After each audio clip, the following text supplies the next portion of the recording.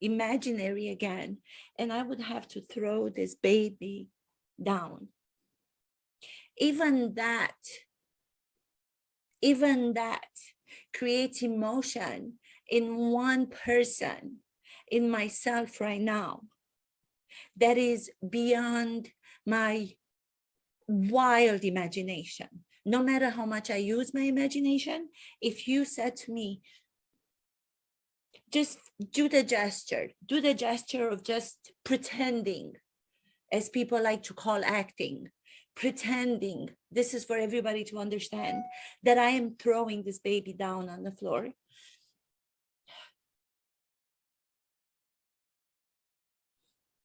Can I do it?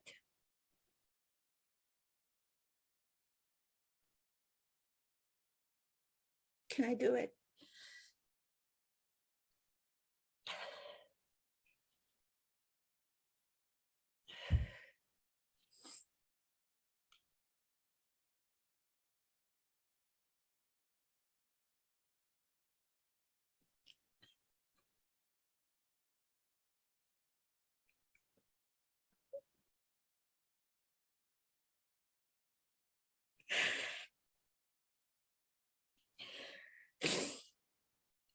As you can see, there's nothing here, but I allowed my imagination to really make myself believe that there would be a tiny little human who needs my kindness and who needs my protection. And that baby would be snatched away, or somebody would have me hand it over, and I wouldn't know anything more about it. And this is not even the reality. This is imagination. And even imagination, which we know is not real, is too difficult to understand.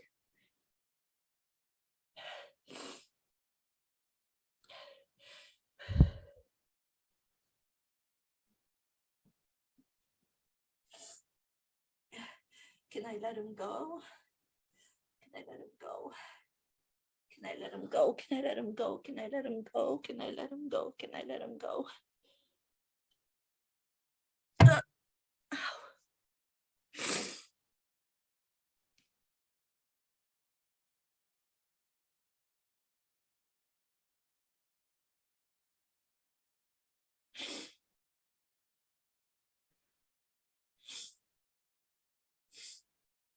If even in our imagination, we're having a difficult time understanding such cruelty and such murderous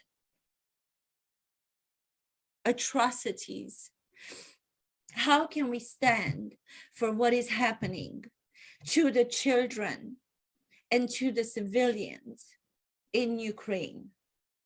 There are, as of yesterday, 97 children, 97. Just think about imagining yourself counting to 97. 97 children, innocent children, have been murdered, killed. And I can't even do the acting work to imagine that I have a baby in my arms and then have to let go of that baby. Just let go of that baby. And it takes my heart and my soul, it rips it to pieces.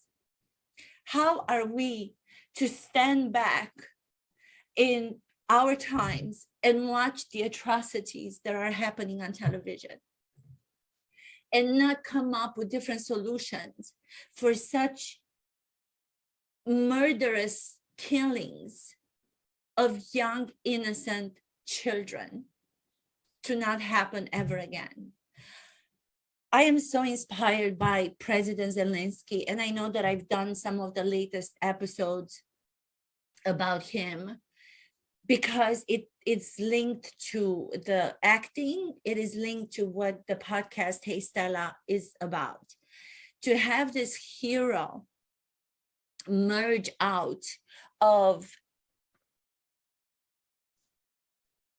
being an actor just a few months ago, a character that played on their TV screens, in their beautiful cities, in the homes of the Ukrainian people. And within a moment, within a second, all of the fictional characters that he was used to playing demanded for him to be in the reality of Russia, more so Vladimir Putin, invading his country, destroying his cities, killing and murdering his people. And I go back to what everybody seems to be confused about when they ask the question, how is it that such a man who was just an actor, they say, instead of saying, how is it that such a man who was just an actor with the background of an actor could not have risen to this role of a lifetime? He was able to do it because the requirements for great actors, he was able to do it because the requirements for great actors are. I wrote them down because I want to go one by one by one. Personal requirements for a great actor: determination, commitment, self-confidence, patience, stamina, charisma, clear speaking, and knowing the audiences that you are speaking to. And the last one out of the ones that they're mentioning and I wanted to focus on is the ability to cope with changing situations. All of these requirements are training of the actors. You have to remember, the actors are trained their entire lives, and I'm talking about the great ones, to know how to live the stories of other characters in the given circumstances. So he's training in different circumstances that he played characters, even though the circumstances might have been fictional, he lived them truthfully. So because he lived them truthfully, he was able to go through the emotions and to involve himself personally. He had to involve his heart, he had to involve his soul, he had to involve his understanding of what humanity is in order to give those characters credibility, in order to make the audiences believe those characters. And that is how the training of the actor works. Using your personal backstories, if they help you with a character, and allowing also the imagination to come in. So the merging of the two, the merging of the personal and the merging of the imagination come together. But even that imagination in a fictional situation, just like I demonstrated, I'm demonstrating that I'm carrying a baby. I don't have a baby as Mihaela, but if I were to play, let's say, a fictional character, like one of the most difficult character for a woman actor to play would be Medea by Euripides, as the Americans like to pronounce it. Medea by Euripides, the ancient Greek play that's been playing all over the world, that's been translated in every language, because it is a character that went so far as to do what we do not want to believe that our humanity is capable of doing, which is she wanted to take revenge on her husband who went to be with another younger woman. And because she knew that the worst possible thing that she could have done to make him feel the pain would not be something towards him, it would not be something towards her, it would be to kill their sons. A fictional character, Medea, ancient Greek play. She kills her two sons because she knows that that is the closest that she can come to revenge and to pain the man who left her for a younger woman. It doesn't matter that this happened, or maybe this is based on a true story. I don't even know. I apologize. I don't know that. Maybe it's based on a true story, but then it was given some fictional addition. But just think, you have a fictional character as Medea. And I know actors who were called to play that character. And one of those actors, and again, this is my opinion, this is what I recall from the conversation that I had with her. Her name is Ellen Burstyn. I know I keep going to people who are associated with the actor studio, but that's where I've been for the last 25 years almost. So of course, my stories are going to be associated with that place and the teachings there and the learnings that I was able to get over the years. I remember there was a story that Ellen Burstyn was telling me when she was called upon to play Medea. So she's called upon to play Medea. This is not reality. She's an actress who's going to play a character. And she was so afraid of even thinking that she could possibly imagine 1% of what it would be to kill your own children. Just at the thought of that fictional situation, not the truth, not reality, but because she knows that acting requires for the actor to get involved, and she knows that you have to put your whole soul into the character, that you are going to be forever changed due to playing such a character who can even consider such a unimaginable act, the act of killing children, your own. How did she go about it? She did not even want to personally imagine somebody from her life. She did not want to even imagine herself by using sensory exercises where you can substitute. For example, if I were to substitute right now and imagine that I'm holding a baby, someone that I know, in my arms, even though it's only imaginarily, I would not want to go there. I would not want to go there because that would break me. That would bring me to my knees. That would make me feel like my soul is taken out of my body. So even the thought of playing a fictional character as Medea is something that is so difficult to take on for an actress, that she decided that she was going to see if she can apply a different tool to get into understanding a little bit of what it must be like and what sort of a mother must one be to be capable of doing such a horrific, the most horrific crime on this planet. And then she decided that she was going to go with the animal exercise. The animal exercise, I've talked about it in a previous episode, is where you're trying to keep yourself a little bit distant from allowing involvement of the self personally, or using substitution of someone you know as the baby, because that would be too much. I can't even imagine it. So the animal exercise was something that she was going to try, and I believe she said something, it was suggested to her by Lee Strasberg. I'm not sure if this is when, it was during the time that Lee Strasberg was still the artistic director of the actor studio.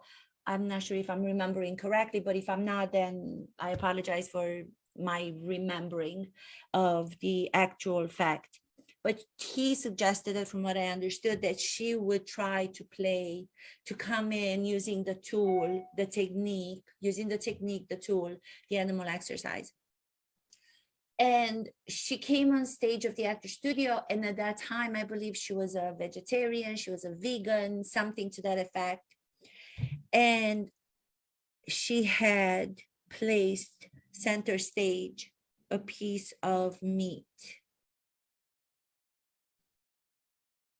And then she chose to physically, specifically get into the animal's movements, physically on her knees and her hands on all fours.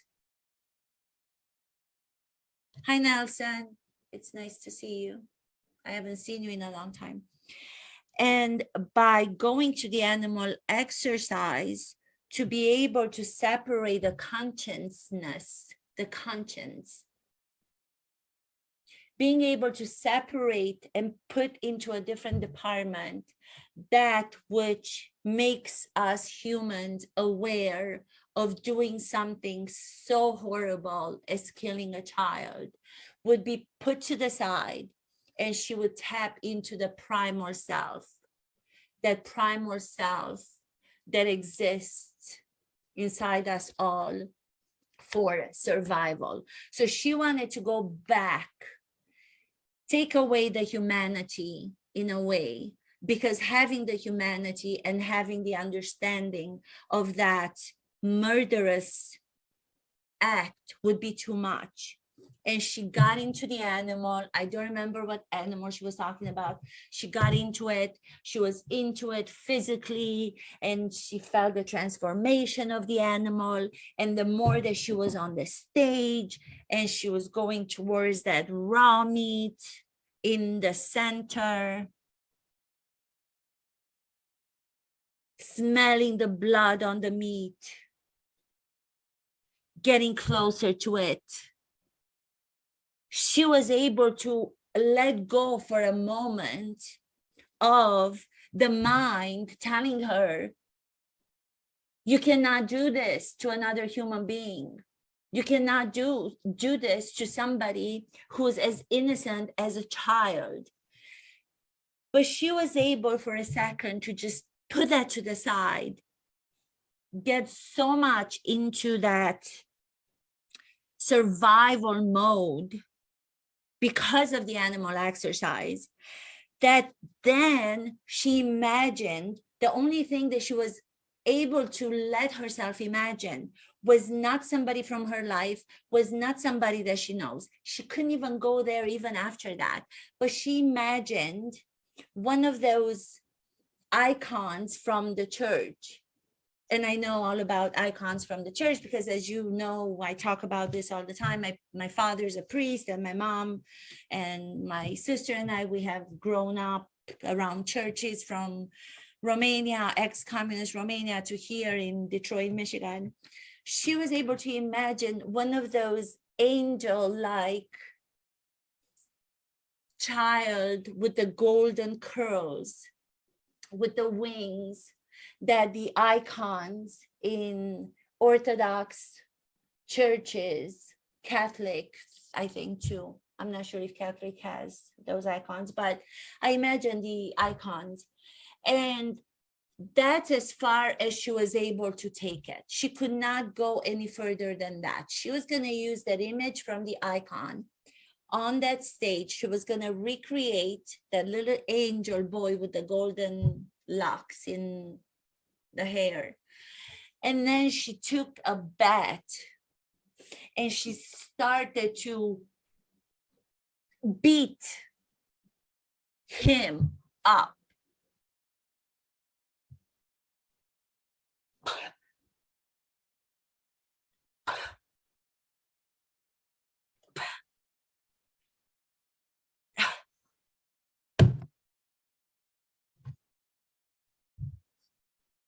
And even that was difficult to do.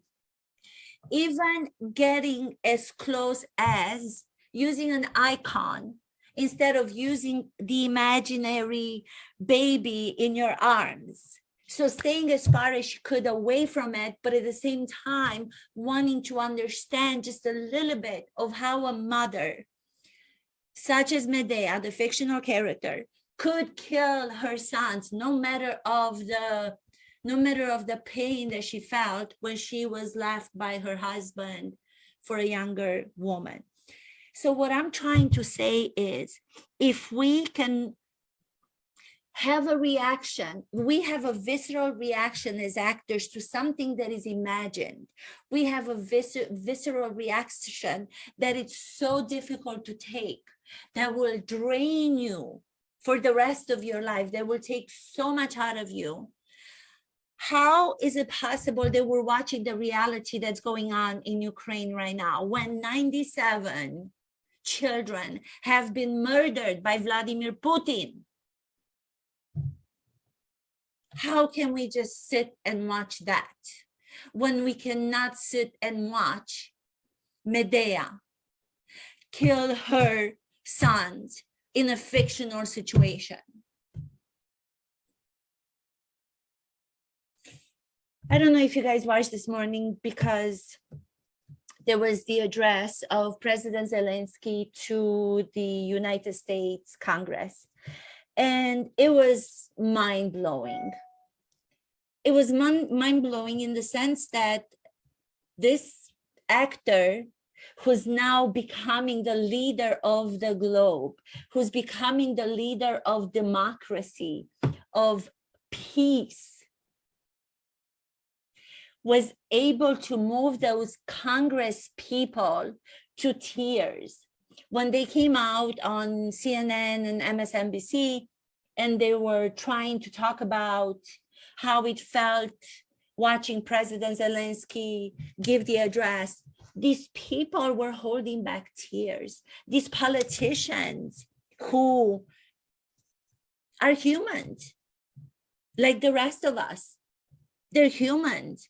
So they have their own personal backstories that President Zelensky, in addressing them, knew how to make them understand how their personal stories, even though far away from Ukraine, are becoming universal stories. The fight that Zelensky and his courageous, brave Ukrainian people are fighting, that fight is not just for their land. That fight is not just for their country. That fight is for us all in maintaining our freedom, our democracy, instead of autocracy, instead of what, as I know very well personally, Romania used to be 31, 32 years ago. That's why my family left Romania. That's why my father took the risk of leaving Romania without telling us, without telling my mom, without telling anybody, because he was afraid that the security at that time that was under the dictator Ceausescu and his wife Elena was going to interrogate my mom, and that if she knew that my dad was going to leave Romania and never come back, they were going to be able to make her tell the truth, and we were going to suffer the consequences. So he left Romania during the communist era without telling anybody. Imagine the risk. This story of my dad is the story of so many people that had to do the same thing, and others did not even get to have the end that, thank God, we had and my dad had, where he was able to then bring us to America after a couple of years. But people like Zelensky and people like the Ukrainians who you see for the last 2 weeks, now in the third week, who are staying to fight with the risk of their lives being lost, giving their lives, giving it all to their country and to their land, are the people who are fighting to keep us all free and to keep us all to have the human rights that we deserve to have. I just thought it was, for anybody who hasn't seen the address this morning, you gotta watch it.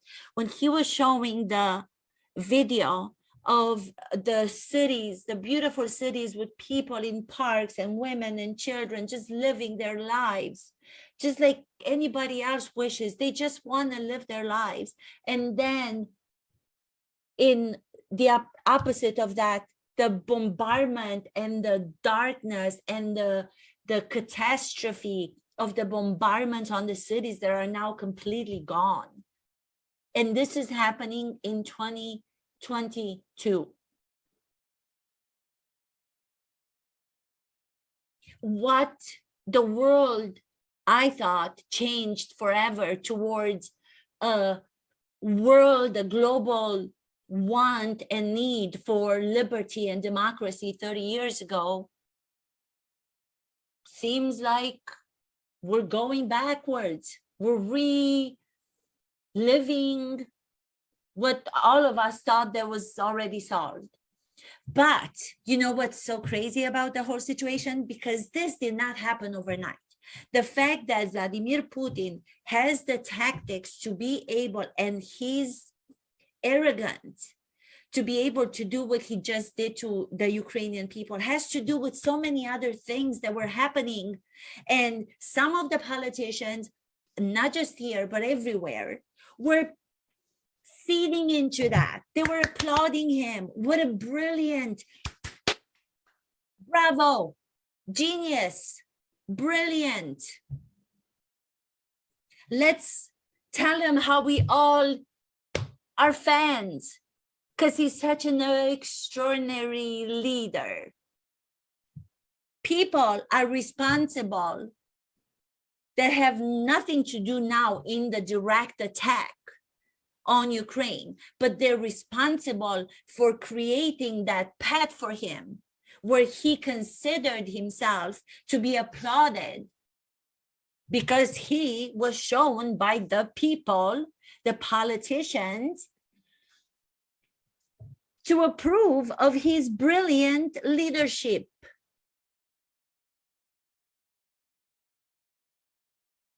Speaking to the audience, the way that he knows how to pull at the strings of the hearts of those people listening to him, bringing back the history of the country, of this country, when he spoke to the people today, to the Congress of America today. And he brought in saying to them, you can understand and you know the line, I have a dream. The line, I have a dream, from the famous speech of Martin Luther King years ago, again, when he was fighting for equality, when he was fighting for people to not be judged for the color of their skin, to not be judged because of their status, for all of us to be one, equal, and to only be judged for our character. Character. That's what most people are lacking in politics. And there is this actor, President Zelensky from Ukraine, whom just a year or two ago, people were dismissing as just being an actor. He doesn't know, he's just an actor. He was elected by his people, but he's just an actor. And now he's showing us all, he's an example to all the politicians with all the experience in the world, when he has only a couple of years experience, but he has the experience of the actor. He has the experience of the actor, which requires for him to have a responsibility to our humanity. That's what actors are responsible for. They're responsible for the stories they tell. They're responsible for the stories to be told in such a way that it illuminates our human spirit.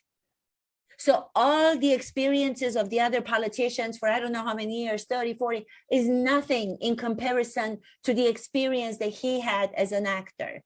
And if I hear one more person saying, oh my God, he was just an actor, he was just a comedian. Well, can you do a little bit more research before you say that? These are the same people who have nothing, no understanding of what acting is. And it just drives me insane. Okay, The address that he had, I'm getting all red. I get red. And that's something that's like when I get too into something and I don't find my words, because again, it doesn't even, ugh. But what I'm trying to say is that I have a dream speech, which he reminded all of the Americans when they had to fight for equality. He said, you have a dream, you're familiar with that speech. And then he also said, I have a need. I have a need. I have a need that you help us.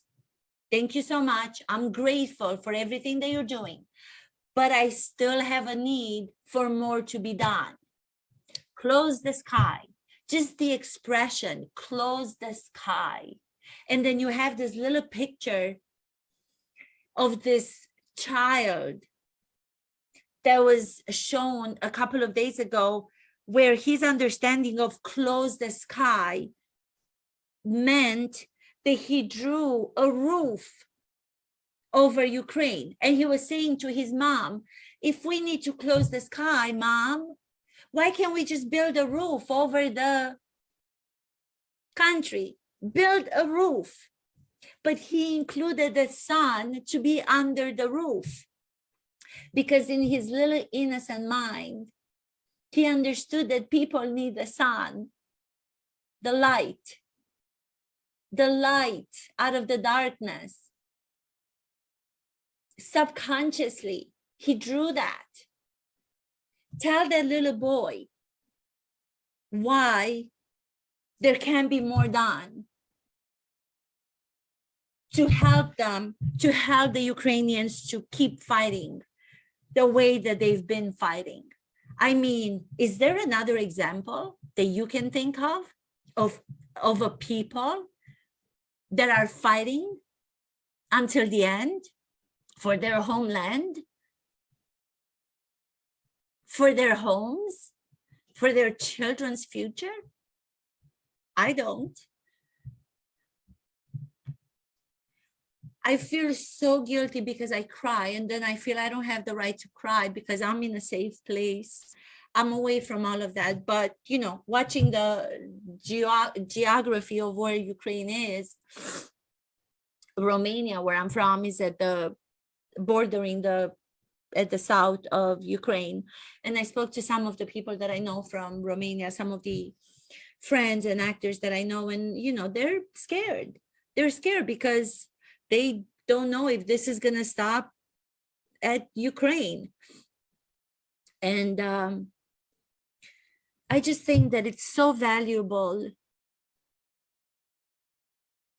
that President Zelensky is the leader of Ukraine at this moment in our times. I think the fact that he was revered as a character who played a president in a series called Servant of the People that I talk about in another episode. And he played that character so well, and he showed his character as a human being through the character to defend his country, to want corruption to disappear, to want his people to just live and have dreams like any other countries who are democratic countries and who are independent and are free. People were so hungry to have such a leader that even fictional as he was in the series, they understood that at the bottom of it all, his persona, his humanity was in real life the same as the humanity that he portrayed as a character. And they elected him as their president, kept the party under the same name called Servant of the People. I don't think that the Ukrainians would have been able to not to take away from the fight in the Ukrainians, because they have that fight. I mean, you can just hear them. They're tired. They're fighting with old weapons in comparison to what the Russian military has, with less people, with, I don't know, all of the things that have to do with the military weaponry, and they're still not giving up. But I think another motive to why they're not giving up is because they have such a leader, because they have a character in President Zelensky that became with character, a man with principles, a man with all of those personal requirements that I mentioned in the beginning of this video. Determination, commitment, personal requirements for an actor, confidence, patience, stamina, charisma, clear speaking and knowing the audience specifically, ability to cope with changing situations. The audience that I'm speaking to right now is different than the audience that I would have if I were on the stage of the actor studio, right? It would be different because I don't have a response from you. I don't know what the response is. I see some people watching, but I don't have a response. When you're in a theater, then you have to completely change the tactic with which you speak to the audience, because no matter how much you're trying to use the fourth wall, which is the imaginary wall, but you're still specifically getting the reaction from the people in the real time that you are actually doing your on-stage work. If you're deciding to use the fourth wall, which is the imaginary wall, to say, I'm going to use the privacy of the space, and therefore I have to get the audience out of my mind. I have to concentrate on something that's within the circle of my privacy that is going to require enough attention from me that my brain is going to be so occupied on that particular concentration where the audience is not going to affect the way that I'm going about in my work. If I decide that I don't want to use the fourth wall and I'm going to address the audience, so I'm going to allow the audience to speak back to me, or to decide that I'm going to take what their reactions to me are, that's taking down the fourth wall, taking down the imaginary wall. And then I have to be more specific in who am I looking at. If I'm looking at a person that's sitting on the second row and the person is looking at me like, what the hell is she doing on this stage? I'm going to react in a different way to kind of respond to the look that they're giving me. If I look this way and I'm looking at a different person and that person is giving me a smile, I'm going to react in a different way going on with my work, depending on what those audience members are giving me. This is if I decide that I'm going to interact with the audience. President Zelensky knows that. Look at the way that he knew how to change. Even the way that his wardrobe, I know I call it a wardrobe, but his costume, he put on the military costume. And now they're saying that even President Macron from France is taking an example from him and is ditching the suit. I mean, this actor with 2 years of experience in politics is making politicians with 100 years of experience hold back tears, because he knows that our humanity demands for him to not give up, to fight until the last breath, to have hope, and to ask for the needs that he has, that his country has, to be met. What a lesson, what a lesson for us as people. What an example, such important need at this time in our lives. I mean, here in America, a few years ago, just a year ago, I mean, they were like, you know, it's like, what's happening? This reminds me of going back to dictatorship. No respect for the law, no respect for institutions, no respect from politicians with 100 years of experience.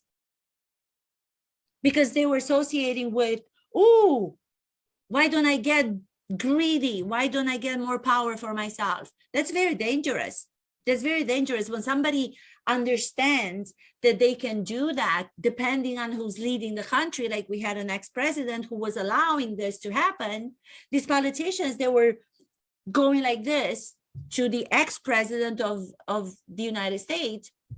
Now are the same people who can be put in the same bed with Vladimir Putin and killing the children and the people of Ukraine. You can't take that back.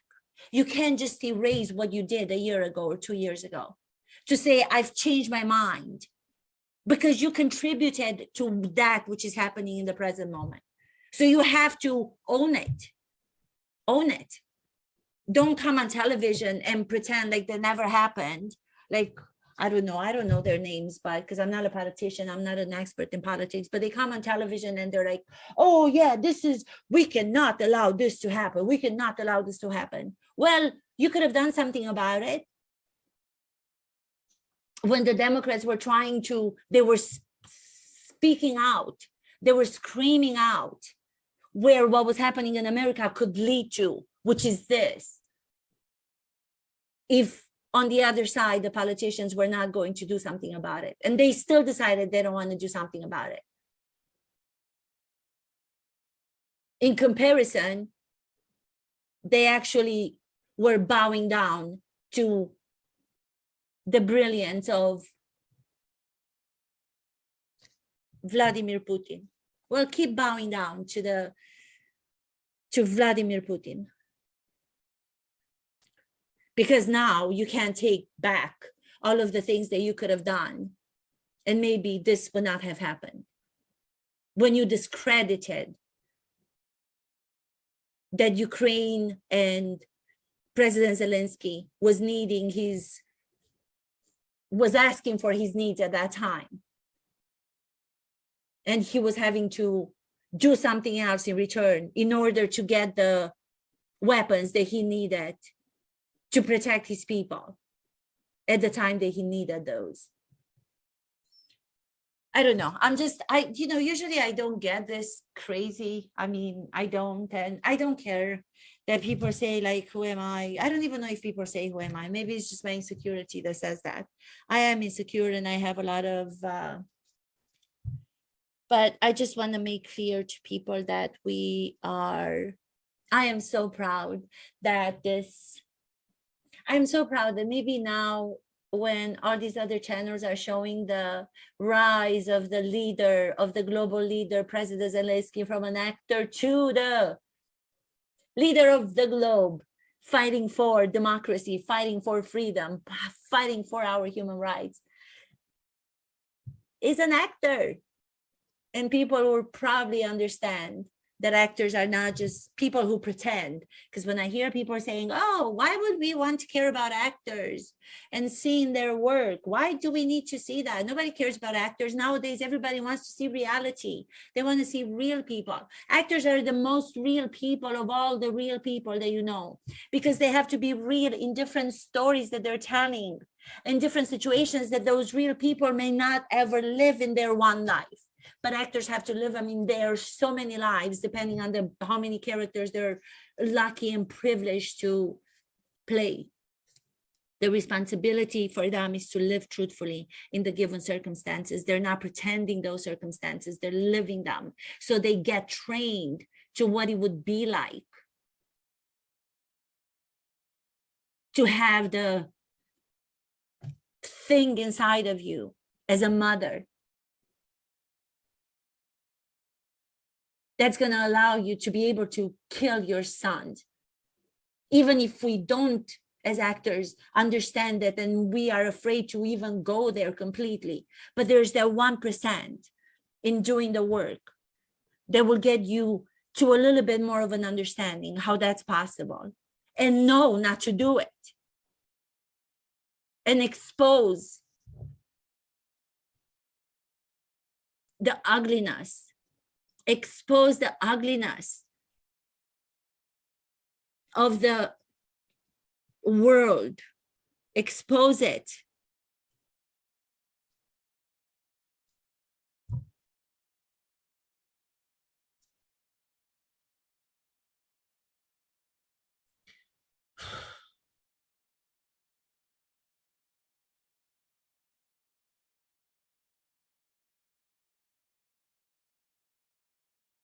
I'm trying to bring Narsan on, but I don't know how to do it. Maybe because he's gone. I don't know who else is on. I can't see. Nelson, I wanted to speak to you. Hang on, Sophie, join. Thank you so much. I guess, yeah.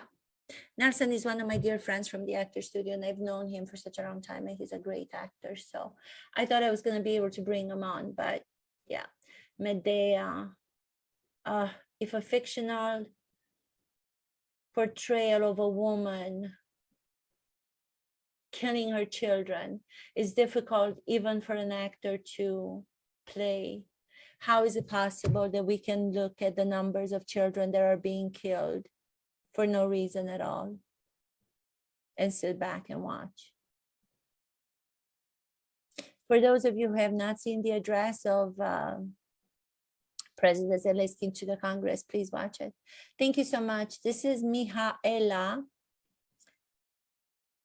Watch and listen to Hey Stella podcast. I thank you so much.